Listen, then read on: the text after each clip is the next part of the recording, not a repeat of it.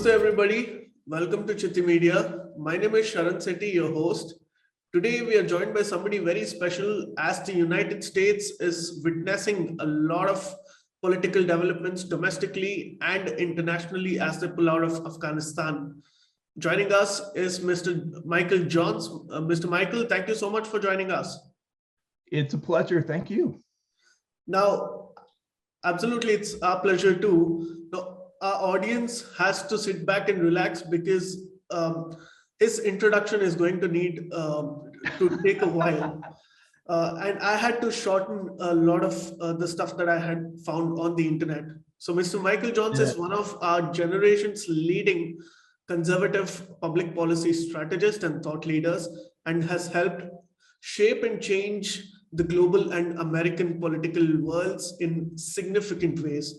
He has played a role in nearly every major political development from the late 20th century to the present, including helping end the Cold War through his advocacy for the Reagan Doctrine, reviving American conservatism with his role and as a co-founder and leading strategist and the spokesperson of the US Tea Party movement. And he also built support for Donald Trump's Make America Great Again agenda as one of its earliest proponents, from border security, fair trade, and a realistic and tougher strategy and agenda to deal with the aggression of Chinese Communist Party. In February 2009 is when he co-founded the US Tea Party movement, which went on to become the largest independent grassroots political movement in American history, especially after 8 years of the Democratic rule under President Obama. He began his career as a foreign policy analyst at the Heritage Foundation. He has also served as a senior aide to Governor and 9/11 Commission Chairman Thomas Keane, as a senior aide to a Republican US Senator, and as a White House presidential speechwriter to President George H.W. Bush. And following the end of the Cold War, he developed US government supported programs designed to strengthen democratic political systems around the world. Apart from what I just said, he is also an author, a political and a foreign affairs commentator. Mr. Michael Johns, thank you so much for joining us. That is quite the introduction. Thank you. Good to be with you. Right. So the first question that I have for you is something of a bit more personal, because you have served as a speechwriter to President George H.W. Bush. Now, these are the things that I've only seen on Netflix, right? In House of Cards, things like that. So this may sound very elementary, but I'd love to know what the entire process of being a speechwriter to a president is. Do you conceptualize and then write down your thoughts, or does the president tell you to do what to write on, and how does this work? Well, every administration does it a little differently. Every president does it a little differently. And then even within each administration, each speech is done a little differently. The pure number of them make, kind of individual deliberation with the leader of the free world, not likely, or there's not the time for it. But bigger ones, State of the Unions are in the United States enormously important presentations, and then periodically, other major addresses, convention addresses, obviously, things of that nature. It's a highly, to be honest, it's a high level function that is also a very unusual function, meaning it's not something I would ever envision identifying someone in high school or college and saying, you ought to aspire to be a speechwriter. It's usually, as was the case with me, an individual who develops a range of skills, because that's really what it requires. And that's why, frankly, I think there's so few of them. And even of those that are out there, so few that are really exceptionally good at it. There's a lot of mediocrity in it, but you have to understand public policy and the issues, for starters. I mean, you can't learn that on the job. You need to really understand in almost granular detail everything I mean, this is not like you're, just dealing with, say, South Asia or, an issue like that. You're dealing with every conceivable domestic, social, and national security, foreign affairs issue. And then you also got to realize, and then of course the writing skills are ones that, frankly, I think, at least in the United States, I think it's pretty true globally, used to be a lot more developed than they are among this current generation. I'm amazed how many, PhD thesis or whatever I'll read, and it's just almost unreadable, and professors who can't write, and writing is kind of a lost art. So that's important. And then you got to finally realize you're not really writing for yourself, right? You're giving voice to someone else. So if I were doing something, that you were going to address, how I would actually approach it is a little bit interesting, but knowing what your comfort level is and working with that or tweaking it, but making it in a way that brings out the best in your ability to resonate with an audience, and communicate what your objectives are, is what's really crucially important. And then when you consider the political dimension of this, because of course just private sector corporate speechwriters, Fortune 1000 companies typically have them,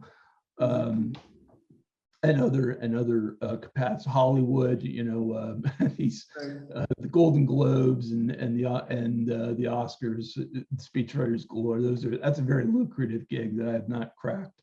It's usually used by Democrats, I think. But in government, then also it's consensus, kind of within an administration, because even like in the administration I worked with, which is pretty common to varying degrees, not everybody's on the same page about what the message should be, but everybody, at least on a cabinet level, has got a viewpoint about what it should be, right? They view that as kind of what they're paid to do. Many times you'll have conflicting sentiments, and then that represents a challenge. So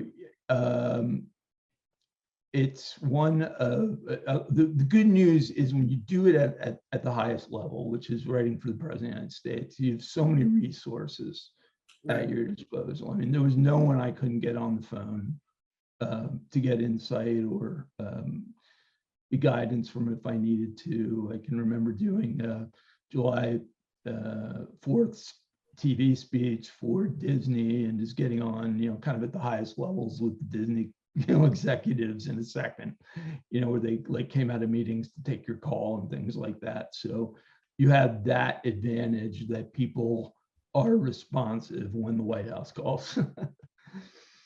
Right. Good experience, though. It's something I would recommend anyone. I'm sure Modi has some good people working with him, I would imagine. Right. I'm not sure if a US president would be okay with me writing speeches, but I would definitely love a gig like that. But thank you so much for sharing those valuable insights. And now if we can move on to a much more serious conversation, President George W. Bush received significantly negative press as a president. I somehow think this is true of right-wing parties around the world, not just in America, that you have to present the burden of proof. The burden of proof is on you, and then somehow you're seen as the bad guy by the liberal media. But now, retrospectively, he is given far more credit for his tenure. Could you please summarize the political legacy of President Bush for our Indian viewers? Well, it's just simply so hard to not focus on 9/11 and the aftermath as being the centerpiece of his presidency. I'm confident that that was not something he aspired to be a priority. I think he knew that national security would be important, but quite honestly, when you really think about coming in January of 01 when he did, it was that moment when we had this kind of post-Cold War sigh of relief, and there was actually expectation that foreign policy and national security matters might actually become less of a predominant obsession as they had been, throughout the Cold War. I will tell you, I think what he's been,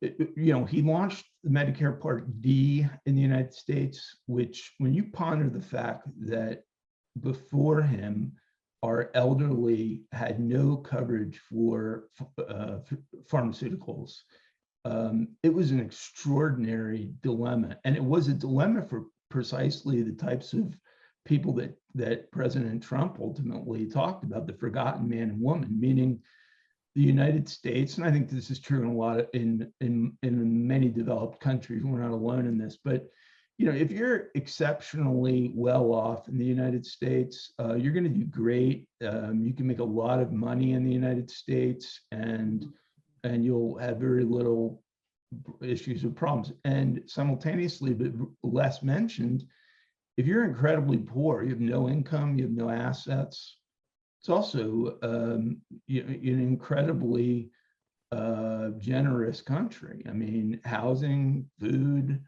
all basic healthcare, all these needs are taken care of, despite what you might hear about the suffering of the poor. The poor that suffer the most are those that are, kind of above the poverty level, who do have income or do have some assets, but aren't making a lot of money. So when you consider that population was having to, and Medicare beneficiaries in the United States include those usually over the age of 65, or those with permanent or fairly permanent disabilities, having to pay for drug expenses. It was bankrupting people, and even then they weren't really finding a way to get it paid for until they were eligible for Medicaid.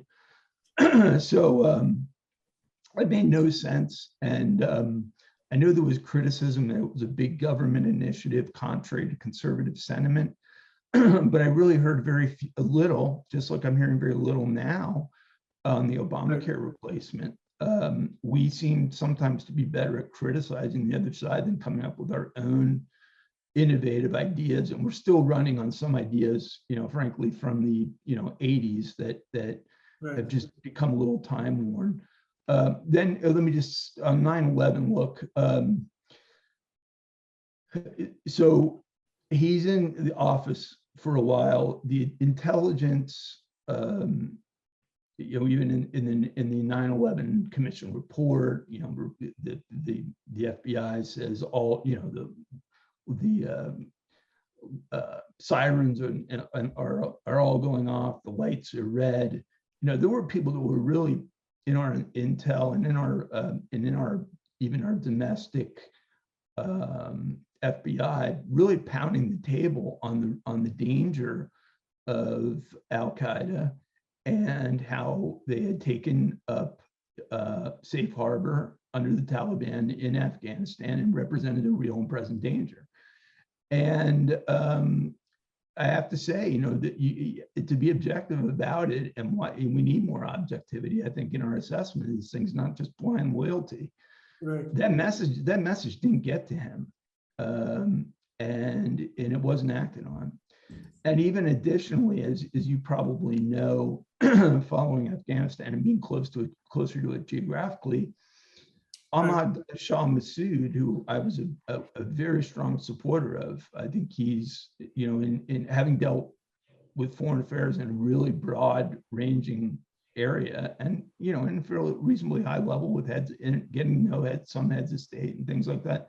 He was an incredibly gifted leader who, for being in a war setting, the most difficult circumstances in this mountainous, somewhat challenging terrain, right.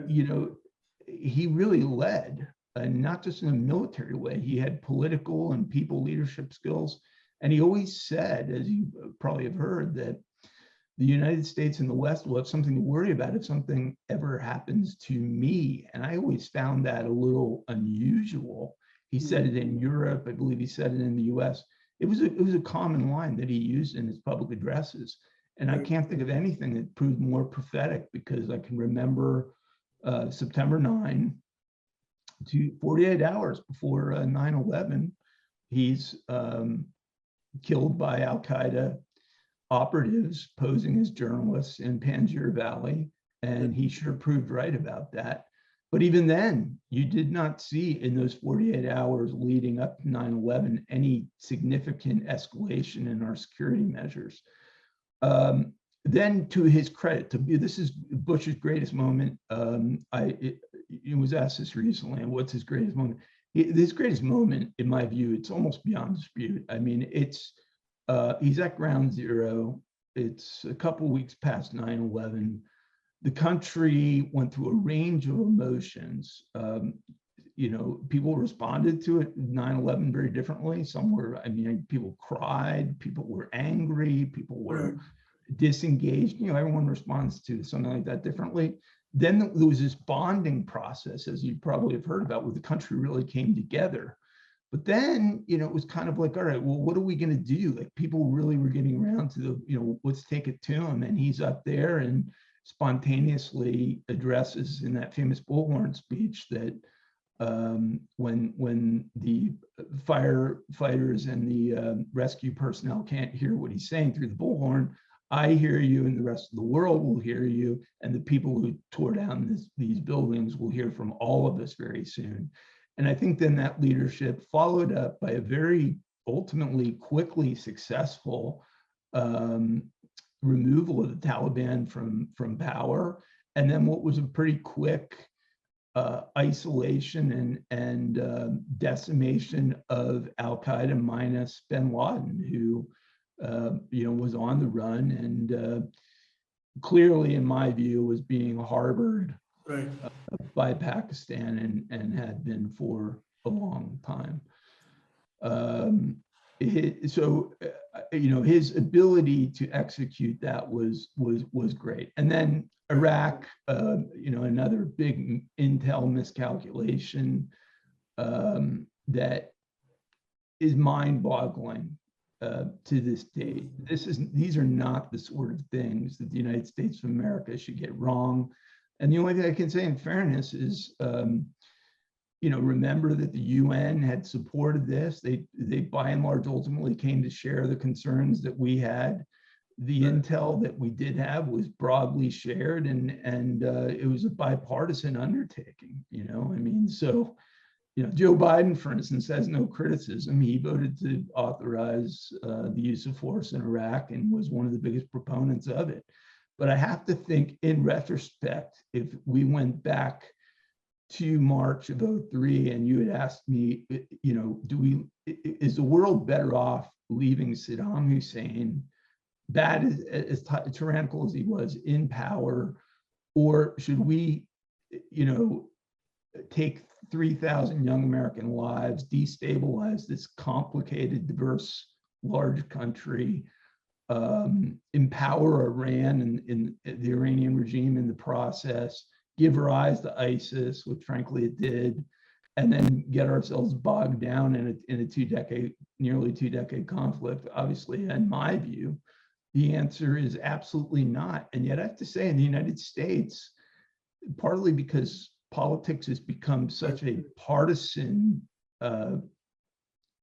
undertaking, we can't just speak objectively. The people make good decisions and bad decisions. We're humans. But I think that's one of the single worst decisions ever made. And then ultimately, the thing that's most bothersome to me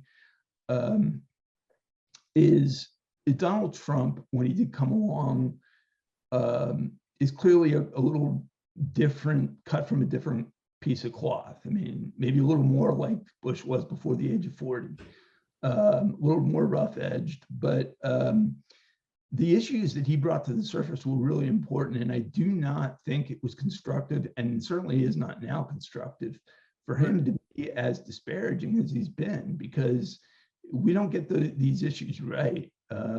trade, immigration, China. Those are the three big ones, which frankly, he didn't do much about. Obama didn't do much about. I mean, no modern president has done much about. This country's in grave danger. So I think that's also been an error and a miscalculation.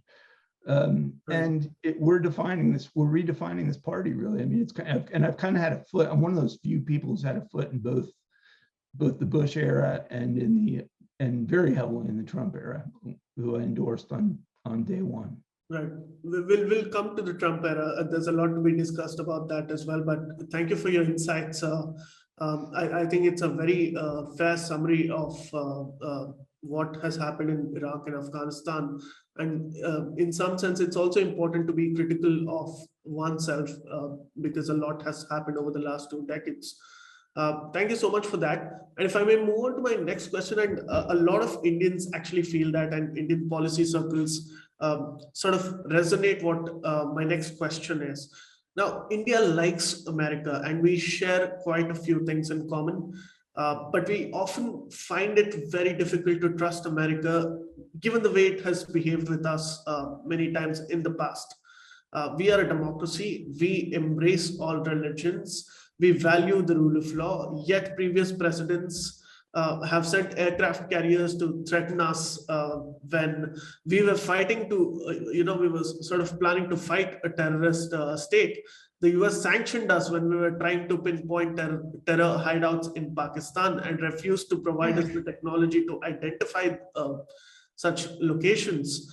And there is so much more than this, perhaps the Democrats tend to do this more than the Republicans, but why does America sort of play these games with us is what everybody wants to ask with the world's largest democracy, that is.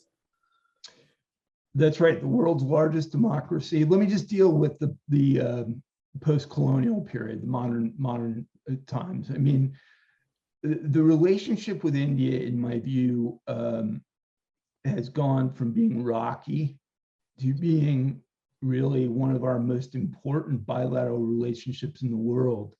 And when I look at this development in Afghanistan, my view on how important the relationship with India is even greater today, this moment, than it was, a couple months ago. It's clearly a very important bilateral relationship, and good bilateral relationships have to be based on trust and transparency. Now, that said, you leveled some criticisms. I'm going to put a few back on you.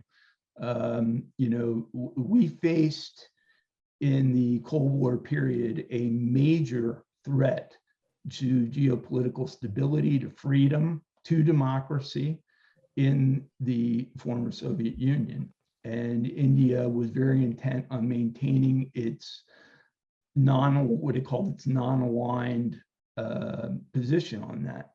I do not believe today that a position of non-alignment between what was, I think, properly described as an evil empire by Ronald Reagan and one of the world's most powerful force of freedom in the world is one anyone can be non-aligned on.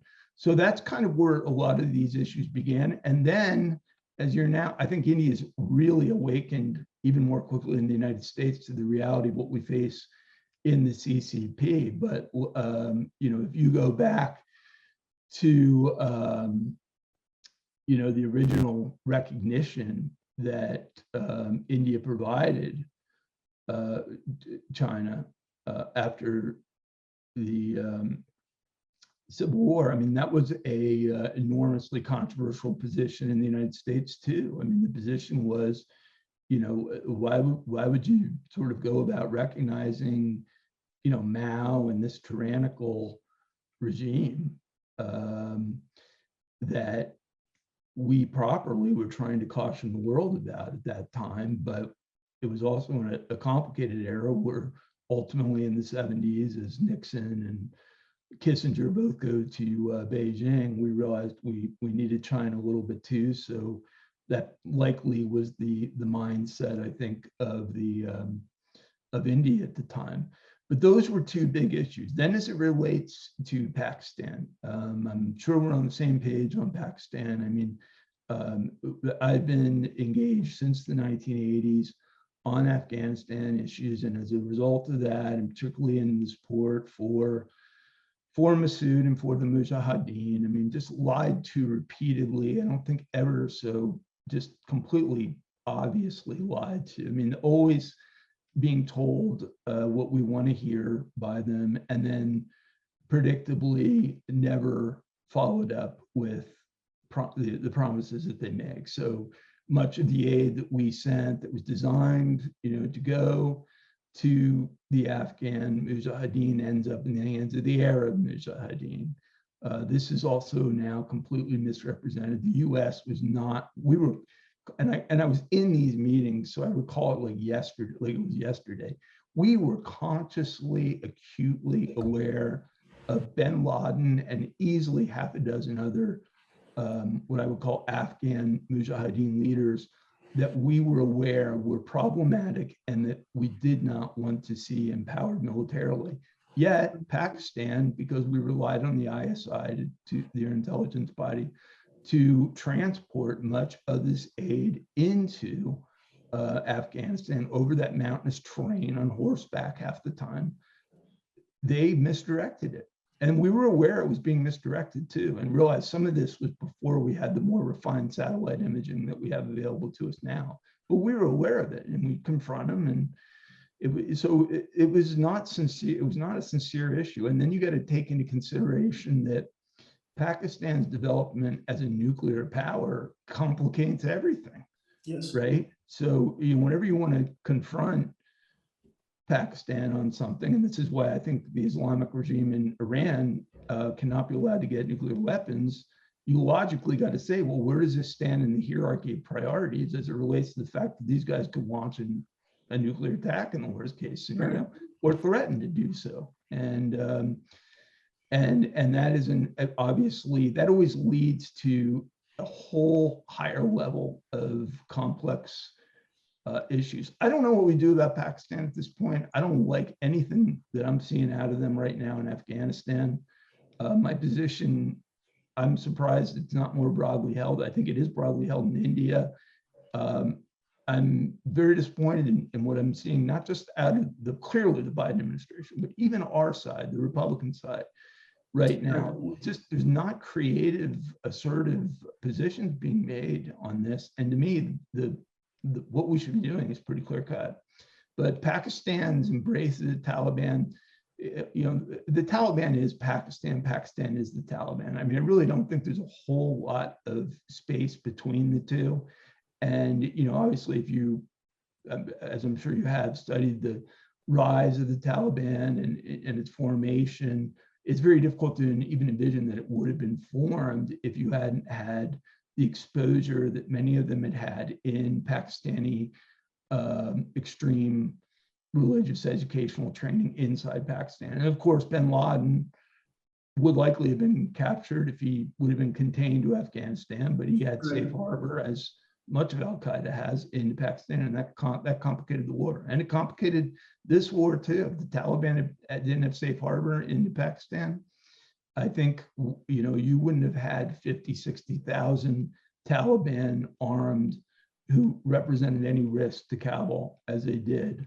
Their ability to seek safe harbor in Pakistan was one of their strongest attributes, almost reminiscent of the Viet Cong used Laos and Cambodia in the Vietnam War. Right. Thank you so much for sharing that, but I do have to agree with you on the non-aligned movement because there is a lot of criticism in retrospect when we look at the first 30 or 40 years after independent India and how our foreign policy was. Today's BJP back then had advocated for closer ties with the United States when India was strongly tilting towards Russia or the Soviet Union. So I do agree with you on that. And then there is no partisan way of looking at it. It is history and it is what has happened. But like you rightly said, India is tilting towards the United States, and we are becoming closer friends every day, especially in the wake of what is happening in Afghanistan. And thank you so much for your comments on Pakistan, because there are very few people within the United States who are clearly trying to speak out against it. Because especially with what has happened, it is quite evident. I mean, the ISI chief is in Kabul. You know, these are clean-shaven men who drink whiskey in the evening, who dictate how a certain form of Islam has to be preached around in Afghanistan, and that's what it's come down to, very unfortunately. Thank you about President George W. Bush. Now, if I may add a supplementary question to what we were talking about earlier, what was his view of India, and what, because it is very critical for us to understand because of 9/11 and a lot of other incidents happening around that time. What was President George W. Bush's view of India? What was his Indian policy? I think there was still this vision of a post-Cold War New World Order. It was ultimately a globalist one. And I don't say this to brag, but one of the first things I learned in foreign policy and national security is that communism is a bad thing. All right, pretty simple, cliche, bumper sticker mentality, perhaps. Right. I confronted Winston Lord. I confronted a lot of the Kissinger gang about how we turned our back on human rights abuses in China. And I kept being told for a long time that the rise of China as a global power was, as an economic power at least, was a constructive, positive thing for the United States. And I've said this, I don't think we've ever been told anything that's more fundamentally inaccurate. I mean, this literally now is a global crisis, the CCP's aggression. And I don't think back in the 8 years of George W. Bush that there was even then a perspective or an understanding that of how important India could be, would be, should have probably been even back then, right, in being an allied offsetting regional power to it, because of, there's a few explanations. I mean, you've got a grouping of people who, frankly, I'm going to just be blunt about it, I think have been bought and paid for by the CCP. This is their elite capture program, and and that might be very high level people who have, who are making policy decisions in the United States in ways that are beneficial to them. And that's I never thought I would be in a position where I would acknowledge even the possibility of that. But the Manchurian Candidate, I mean, like, it's more in a movie. We have a very strong possibility of that. And again, I don't see any sign of it being taken seriously.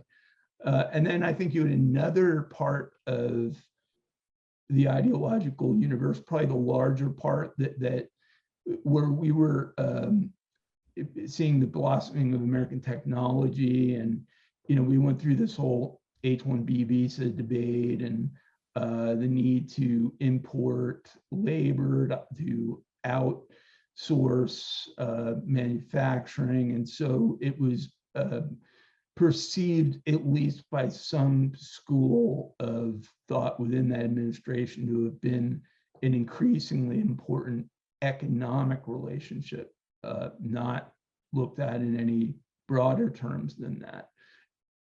Today, anyone who's woken up to the reality has to understand, the biggest obligation we have at this juncture is we're looking at a possible creation of a terrorist super state. Yes. That is going to possibly be backed by two nuclear powers in China and Pakistan. Right. I would say that we have a pretty strong need for a hand-in-glove relationship with India, and I'm personally doubling down on the importance of that and the commitment to it, because I mean, it's just, it's an absolute necessity. It's an extremely scary scenario just to imagine. And since you brought that up, It's a very binary question, but who is really to be blamed for Afghanistan? Is it Trump or Biden? It's Biden, or whoever is telling Biden what to do, because I don't think. I mean, I suspect you know this, but let me just state the obvious. This is American military. This is the most powerful military in the history of the world. All right. This is a military that has boundless capacity, boundless technology, and an incredible range of brain power down to the most micro level decisions. We don't pick up and leave Bagram Air Base in the middle of the night after we've had 20 years of experience in Iraq and elsewhere of handing off military assets. It's not like we hadn't done this before. Right. You know, when you pick up and then not even really mentioned too broadly in the United States, the prison, the Bagram prison that was housing some of the most dangerous terrorist elements in the world, left completely unguarded. Thousands who have now been released and sprung on Afghanistan by the Taliban because of that. So my concerns go back, that was, I believe, July 2nd and 3rd. It was one of the first few days of July where that decision to me made zero sense. Trump, if you recall in the agreement, the Doha agreement with the Taliban, had what was properly labeled a condition-based withdrawal. So it was a phase down and a withdrawal, but it was a kind of, we take a step, you take a step, we take a step, you take a step. And ultimately, the design was that we were not going to defeat the Taliban militarily like we could ISIS or Al-Qaeda. They've got a base of political support in Afghanistan that I'm going to ballpark at 15 to 20%. It's not enough to win an election, but it's enough that and they replace their fighters, replenish them. You know, so we had an early recognition that you weren't going to just exterminate the Taliban completely. Right. But when you ponder the fact that we had 20 years of strengthening and developing, and the Afghan people had experience in developing what was, frankly, an emerging democracy. I don't like that that's laughed at, scoffed at, or not taken seriously, because I know the Afghans put a lot of effort in and had a lot of justifiable pride in the development of a representative government that was accountable to them, and human rights conditions, and a constitution that I personally reread right after the fall of Kabul, that I think, you know, while it's not a constitution we would ever have, it's a very well done and a crystal clear constitution. And the constitution, not yielding to Taliban militancy, should be the road forward right now in every government in the world. I mean, who is any government in the world? Who is Pakistan or China to be coming in and saying this constitution that you developed with slightly over 500 men and women from around Afghanistan, delegates, almost reminiscent in some ways of our own constitutional convention. They debated, they didn't have consensus on issue, they conceded points, and they ultimately developed, you know, a constitution that was signed by the president. It was subject to amendment and never, to my knowledge, amended, and it was working. Who are you to come in and just sort of say, well, no, these guys over here had guns and have taken control of these buildings here in Kabul, so they're the government now. I mean, that to me is an unbelievably dangerous precedent. And I have said this broadly as it relates to China and Pakistan. They need to be very careful, because there's plenty of people out there that are prepared to recognize nationalist movements inside both of those countries as standalone governments.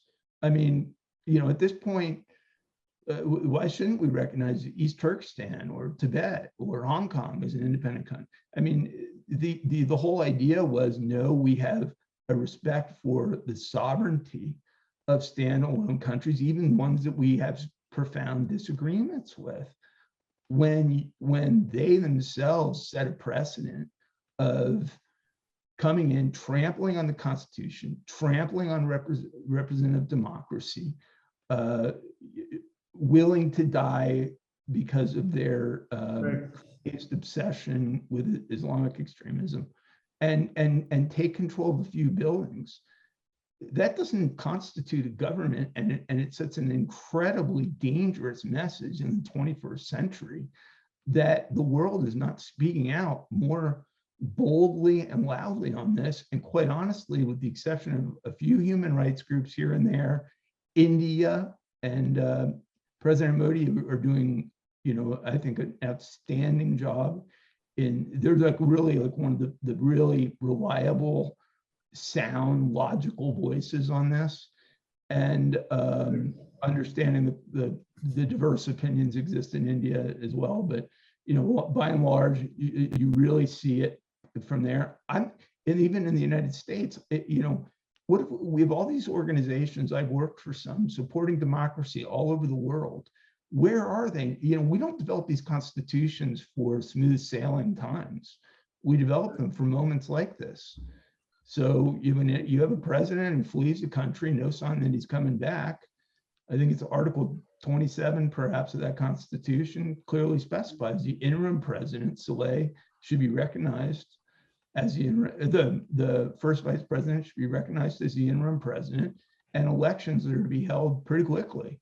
That's what the whole world should be focused on recognizing him, on protecting the interim government, and on helping them with any infrastructure needed to hold elections. Instead, we're rushing to celebrate the rising of the Taliban flag as a trample on human rights.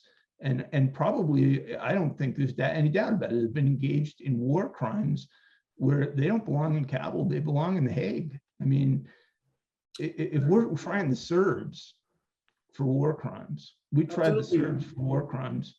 We have one of these, we have a minister in the Taliban government that's on the FBI most wanted list. Right. We were extremely surprised as to how, as to why the Biden administration was not much stronger in terms of dealing with the events in Afghanistan. And you're absolutely right about this, and especially because they seem to show a lack of enthusiasm when it comes to supporting the Northern Alliance. And in fact, that is what a lot of Indians were asking, and you rightly pointed that out. Thank you so much for that. I'll come to my next question, and perhaps we can take a small break after this. Well, you just asked, that's the big one that you just asked. What motivated these decisions? Right. And the only thing I'll say real quickly is this wasn't one decision or two decisions or three decisions. You either have to accept that a bunch, I mean, I don't agree with their ideological perspective, but they're intelligent people, they're competent people, they've served in a lot of these functions before, they know Afghanistan, they know the military. You have to accept the fact that all of these intelligent, competent people who know their operational functions and understand the geography and issues of Afghanistan made 10 to 15 major consecutive huge blunders over a period of about 60 days. That's one theory. Very difficult for me to accept that. Or you have to consider the fact that US security interests in Afghanistan and the future, even the future of Afghanistan, were not the major considerations, and that this outcome, chaotic as it appears to any objective onlooker, is what they anticipated and wanted. And then the question becomes, why would you possibly want that? Well, one possibility is that someone else is telling you that that's the way they want you to do it. Right. And, and again, there, just like on the policy itself, I'm not seeing the tough questions being asked as it relates to the motivating factors in what is, just start with the air base alone. Unbelievable. I mean, no one picks the phone up and says, hey, this $85 billion in military equipment, you want us to just leave it here for this enemy that we've been fighting the last 20 years? I mean, we'd understand that that's what these guys did. I mean, there's just no way that that occurs. That equipment's left behind because they consciously left it behind. Right. So, in that sense, if I may ask you a small follow-up, if we were to see, say, the complete pullout of American troops under President Donald Trump, how different would this be from what, I mean, of course, I know that to an extent it would be way different from what President Biden did, but you know, what would probably the Republican approach to this be? Well, if you go back to the Doha Agreement, firstly, it was condition-based. What were the conditions? The Taliban had obligations. Number one was they were not to be attacking any American, and they were not to be harboring any terrorist forces. There would be no withdrawal from Afghanistan, no permanent withdrawal, full withdrawal of US forces if they were doing either one of those two things under the agreement. Right. And they clearly were harboring terrorist forces. They clearly are harboring terrorist forces. And they clearly were engaged in the killing of 13 Marines on the way out. So conditions were not met for the purposes of the departure. But let's assume hypothetically that the conditions had been met, that we had no indication that there was any terrorist movement being harbored in Afghanistan, that there was no demonstrable military aggression against U.S. forces or U.S. or NATO forces, and that we decided to withdraw. The last thing you would do would be to remove the final troops. You wouldn't. They did everything in the reverse order. You wouldn't leave American civilians in danger. You would not, by the way, I would not personally have given up that air base. That air base is 500 miles from China and I think 400 miles from Iran. I would welcome an argument with anyone who says it doesn't have immense 21st century strategic value. We built it in the 1950s as part of our Cold War strategy. We invested, probably well over $100 million in it. Why would we not try to secure some lease-like arrangement that we've had with the Philippines or Japan or other countries around the world so that we had that presence there? Why would you just walk out in the middle of the night? None of the, and I could go on and on. I'll tell you, the other thing was they changed a lot of the pay arrangements with the Afghan army itself, and many of these guys hadn't been paid in a long time.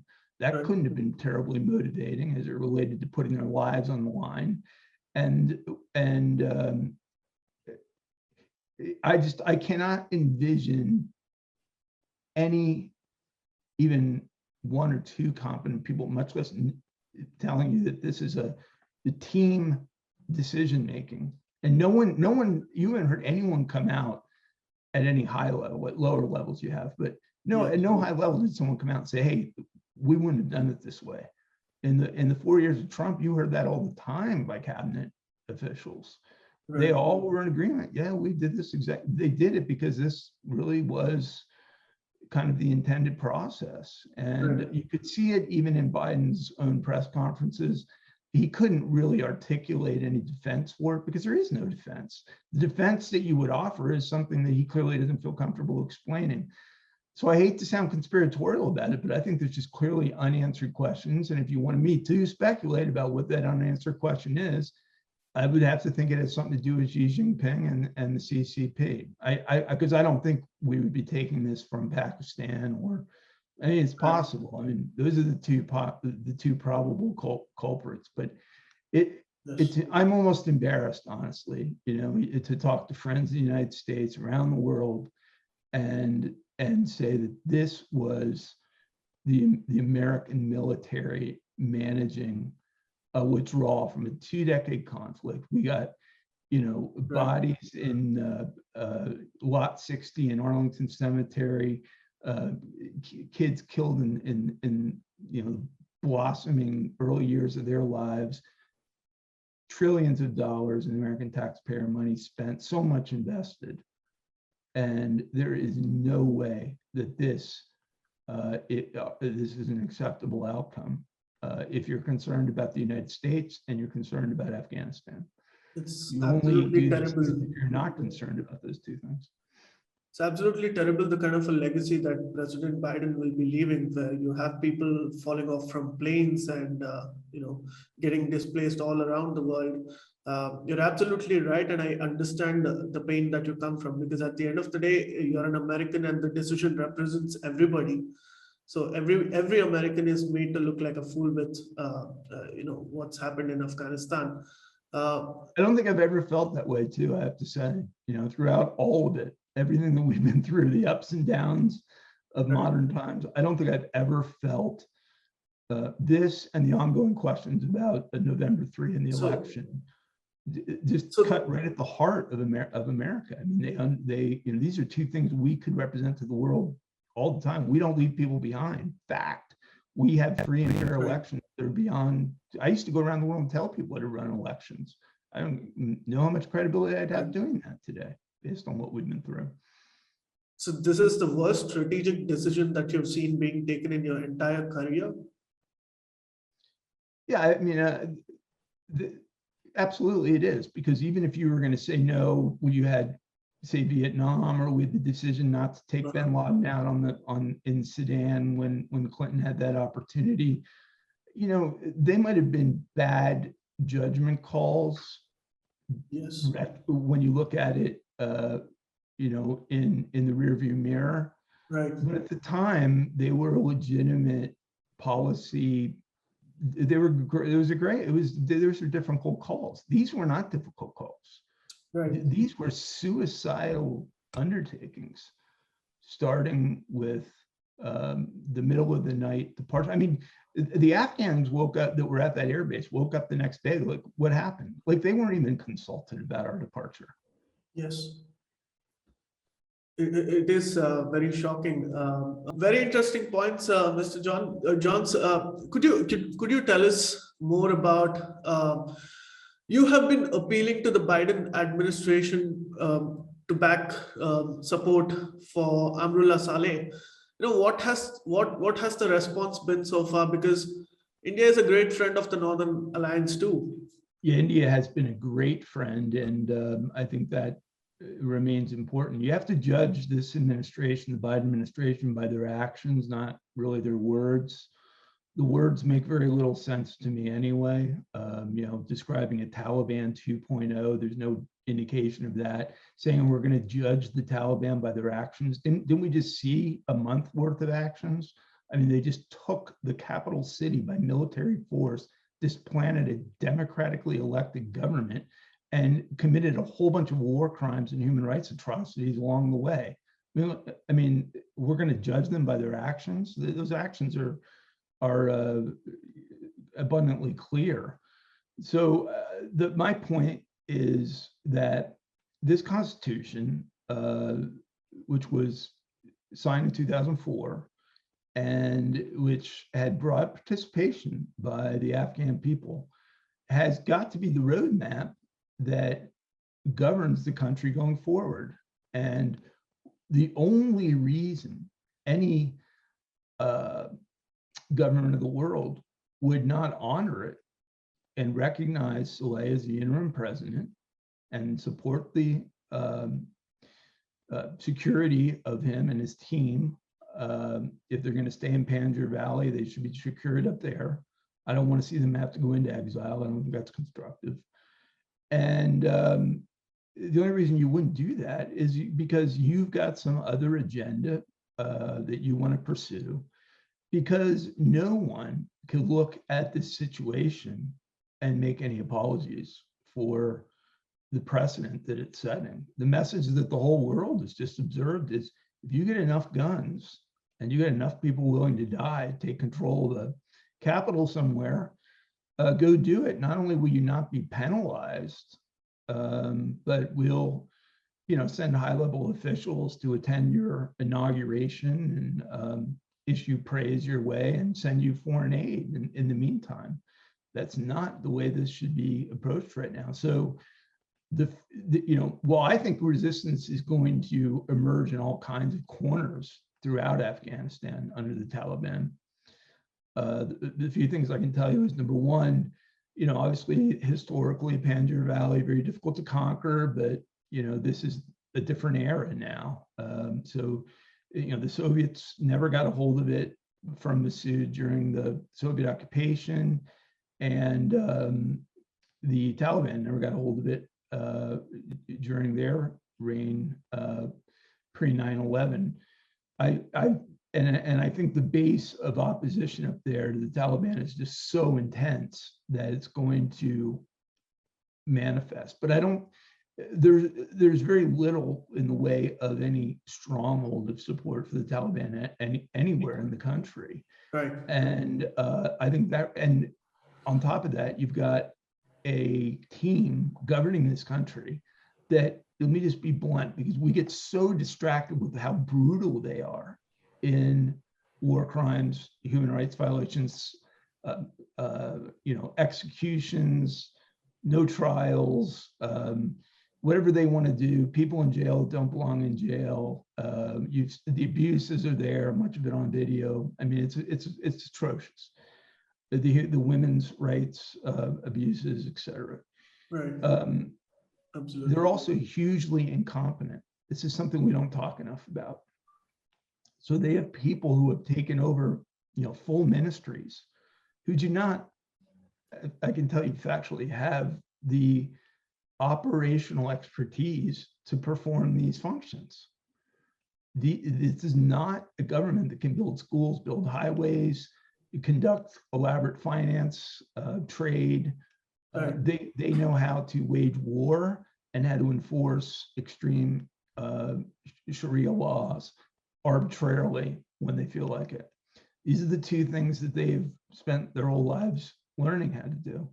And so there is this big void of leadership, and that makes them vulnerable right now, but not indefinitely, because it also is going to mean very quickly, especially that we've frozen their assets, they need help. They're going to need big help. And, I'm concerned very much with the development of a relationship with the CCP in Pakistan. And by the way, just another fact on the Taliban: how much credibility does their commitment to Islam have when their strongest global alliance could end up being with a government engaged right now in genocidal atrocities, 2 to 3 million Uyghurs in concentration camps? Yes. That they're just prepared to look right on by that because they see the magnitude of financial support that they think's awaiting them. Right. It's a sad recognition about the influence of money in the world, and I say that as a capitalist, but this is not capitalism. This is the law of the jungle, and I can't believe that we're tolerating. I can't believe the civilized world is tolerating it to the extent that they are. I really can't. And I do think Saleh is a very solid guy. I mean, for an underdeveloped country like Afghanistan, I see nothing but praise for him. And I'll tell you, even the released intel reports by our own government on him talked about his that he's got a sound set of ethics, and he's broadly a competent leader. And it's probably one of the reasons that he stayed, which is also an act of patriotism, because he could have very easily fled. And as far as Massoud goes, if he's anything like his father, half of what his father was, he's got a lot of support there. And of course, he's got the defense ministry and others up there. I think those guys need to be protected, given what they just did to Saleh's brother in the roadside execution of him. They need to be protected and supported. That, and that's the opportunity that would exist for if America were going to step in right now and lead. And if I were there and really like counseling you'd have to come forward and say, look, we made some really terrible errors of judgment in this departure. We were anxious to bring this war to an end. 20 years, a long time. The American people have had enough of it, that's for sure. But we made a lot of errors. We could have done a better job, but we're not, we're gonna fix the situation. The way we're gonna fix it is respect the will of the Afghan people, not the terror of this movement that calls itself a government. Absolutely. Now, Mr. Michael, when it comes to the China angle in Afghanistan, What's your theory? What are they interested in? Because the most common answers that we get is that they're there for the minerals and the connectivity. But is there anything else that you'd like to share with us? Well, yeah, the two things. One is the minerals, lithium especially. I mean, these are minerals that are in Afghanistan that are hard to find. I think former President Trump pointed this out. We paid all this price, trillions of dollars, and we never really extracted any commercial benefit from it because we were so ethical, I guess, about our engagement there, concerned that it would be perceived wrongly. China's Communist Party will have no problem doing that. The other thing is the Belt and Road Initiative, a centerpiece of which is to build the superhighway between Kabul and Peshawar, Pakistan. They'll be connected to other regions, ultimately to China itself, and to monopolize and to protect in a military way their control of these vital trade routes. That's what's going on in the South China Sea right now. I mean, everybody looks at that and says, what's that all about? We get a large percentage of global commerce going through the South China Sea. If they can make islands where there aren't any and create military capacity to close out Indonesia, Vietnam, Philippines, etc. That's the way they play. That's the way they play foreign affairs, which makes it so hypocritical when you hear Xi Jinping constantly lecturing the world about the importance of global harmony. These guys are the most atrocious barbarians in the history of in modern history. I mean, like 60 to 80 million people they've killed since Mao. And they're in a genocidal regime. I mean, that's not Michael John's talking. That's the government of the United States that, trust me, did not want to put that label on them, but the evidence became so overwhelming that it was obligated to do it. And just a footnote question, which I won't spend any time on, but am I to understand that the consequences of being labeled a genocidal regime is that we'll have an intellectual debate over whether we'll participate in your Olympics at some future point? No way is that proportionate to the magnitude of things that are going in there. Leadership right now would demand entry into the Uyghur camps and would demand their liberation immediately. This isn't even about the punitive steps, which should come later. These people need to be freed. I mean, I thought we had this all figured out. I thought the never again phrase really meant stuff. I heard people talk about it. I saw the sincerity. I saw the tears in their eyes. Where are you now? Step up, because these voices need to be heard. We can't be run by, we can't allow this criminal syndicate basically to be engaged in what is amounting to a second. I don't like to compare anything to the Holocaust because it was a standalone event in deference to them, but crimes that are reminiscent of it, and with 2 to 3 million affected, close to the magnitude of it. Absolutely. Thank you so much for voicing out that, like we've been trying to say that in India as well. And even Pakistan or Taliban, for that matter, has turned a blind eye. And I think when it comes to geopolitical, well, of course they have. Of course they have. I mean, ultimately, this is what the world. This is the geopolitical reality of 2021. Is that we have. It's not even governments of the world. It's movements of people within the world in various countries who are bound by a sense of ethical and moral responsibility to fellow man and general humanitarian decency and a commitment to individual rights and freedom versus machine-like barbaric forces that have manipulated this system for decades and now feel they have the upper hand. You saw the disrespect that was afforded the Biden administration in this Anchorage meeting. I mean, as soon as they stood up and tried to lecture us, given their situation, about race relations in the United States, that should have been the end of that meeting.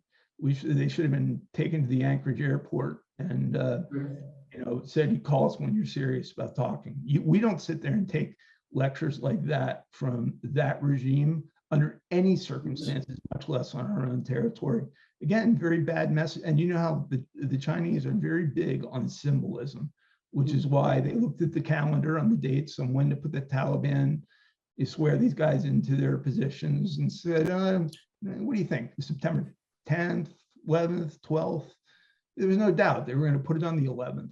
This is all about a global message that's designed to try to deflate our morale, right, and demoralize us and never have us even question ourselves and our own governments. But I mentioned the movement of people because that's ultimately what history is made of, movements of people. Right. And I think right now we need transnational alliances, and India, in the United States, Taiwan, Hong Kong, Brazil going through some very similar things, Britain going through some various, there's, the divide is starting to really take shape. And I hate to say that because, I don't like to see that either. I'd like to be a non-aligned person at this moment too, but this is not a time to be non-aligned. You got to take a stand right now. Right. And I say that to anyone out there, whatever country you're in, don't put up with these atrocities. Don't put up with this aggression. You're setting an incredibly bad precedent, even if you don't care about Afghanistan, and I care about it deeply. But even if that's a country you know nothing about, know that we set the temperament of this world with the decisions we make, and these are dangerous ones that ultimately have ramifications for everyone. Absolutely. Now, Mr. Michael, you spoke about the genocide of Muslims within China. But then what in India, what we feel is that the United States has never been vocal about persecution of Hindus and Sikh minorities in Afghanistan for a very long time. And why is that? Why hasn't the United States been more vocal about this? Well, human right, because when you sit down and have a list of national interests as it relates to the bilateral relationship with Islamabad, the fact that they have nuclear weapons and could launch them against India or invade India or launch their missiles in some other direction, it's tough to kind of get beyond that from a US interest standpoint. But if you look at the human rights reports that the State Department comes out, they routinely have cited this persecution. We have issued statements on it. The big question now is sanctioning Pakistan, which is that becomes a definitional, but the thing is that's a definitional moment in that relationship, meaning, we're trying to talk with them about safeguarding their nuclear armaments. We're trying to not have a North Korea situation develop there, which I believe, frankly, there's very little autonomy in Pyongyang. I think, China's running that too, including that program. I don't want to see Pakistan's nuclear armaments under China's control, and I'm concerned about it. I think, and I'm concerned about the ramifications for human rights, because the one thing that they've shown everywhere they go is that they do not care about the consequences of the people they have to trample to get where they want to go. I have to give them this credit. They're very focused, strategic, intelligent, and they're utterly immoral and barbaric in their tactics. And it's tough to reconcile. I mean, one of the reasons this has been a little different than the former Soviet Union is that, everyone saw those tanks roll into Afghanistan. There were many other examples, or you read Solzhenitsyn, or, even someone with a little bit of walking around knowledge on geopolitics knew the Soviet Union was bad. China has had a bright smile on for a long time while they've been engaged in some really atrocious behavior. And we have not done a good job in this country in waking up Americans and the world to the reality we confront for a whole bunch of reasons. And we're paying, and this is an economy, by the way, that we built. They didn't build it. They stole it from us, or we gave it to them. I mean, we literally I think former President Trump said, the largest transfer of wealth in the history of man has been the US bilateral trade relationship with China. And this trade deficit, if you go back to 1980, there was none. It was about we have even trade 1980, it's blossomed into the largest trade deficit in the history of the world since then, because we haven't cared, because we've actually secretly, or even not so secretly, believed that somehow it was beneficial to see this blossom, China to blossom into the second largest economy in the world. It's proven to be the single worst decision made, I believe. Absolutely. And I hope that the Indo-American partnership, not just economically, also strategically grows from this point, having realized such credible threats that both our countries face. Very, very interesting points. And I know that it's pretty late in America, so I'm not going to hold you back for too long. Let me come to my last question. What are your final words for our Indian viewers, and especially our strategic community and policy shapers who are going to be watching your interview? I think we have to suspend any feelings that we had about the history of the relationship, which has not been, it's been reasonably good for the last decade at least, but really look at it right now that we are beacons, standing up against a tyranny that right now would overrun both of us if they could.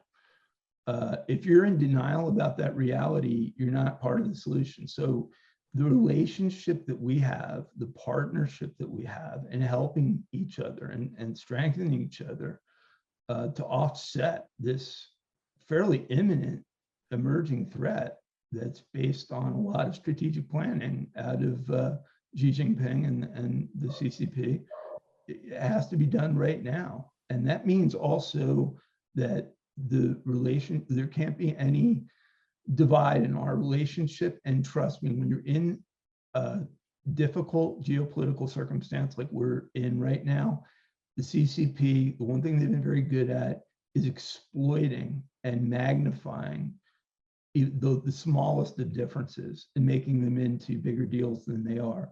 They are very good at the divide and conquer strategy and have deployed it in a lot of ways. They're a military threat to India. Look what they're doing on your border.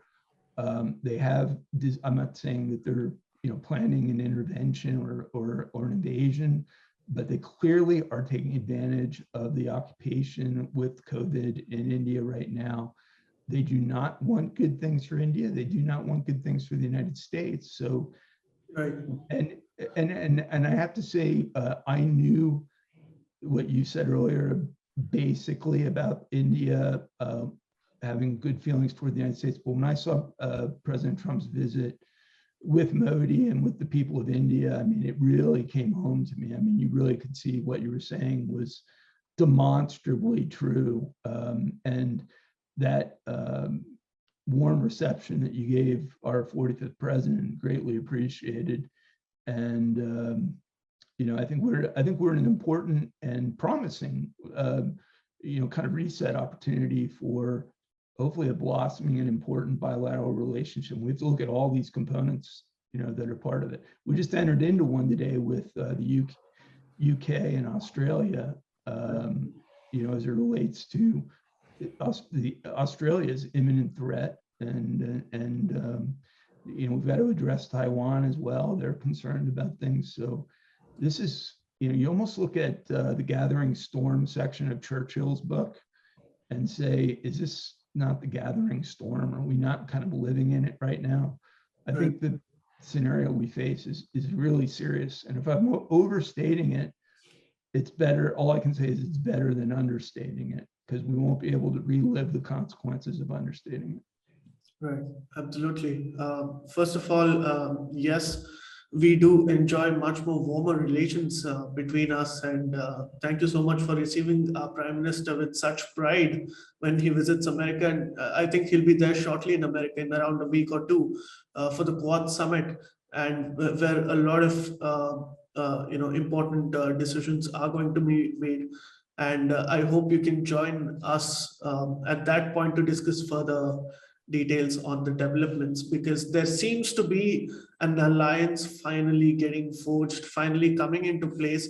And we saw the Australia, UK, and US coming together for a safer and freer Indo-Pacific. And hopefully that will happen in South Asia too. And hopefully things will stabilize, and hopefully we will fight and challenge the atrocities committed by the CCP together. Absolutely. I think that's hugely important, and it's a top priority. We need to, but it's not going to happen naturally. It's going to have to be worked on, and it's going to have to be part of a broad advocacy undertaking. And I think, as much as I'm a nationalist, I suspect you are, this is a moment when we protect our nationalism with global alliances. I know that sounds a little complicated, but Right. Ultimately, there's a good number of easily a dozen countries of the world that I think are confronting the realities that India and the United States are confronting right now, and we should be reaching out and being inclusive and supportive of them. And I'm hoping one or more of these countries is going to rise up and support Saleh and Masood and give them at least the opportunity to defend themselves and to force negotiations, because that would be the peaceful way to bring this to, because we didn't end a war when we left, we started one.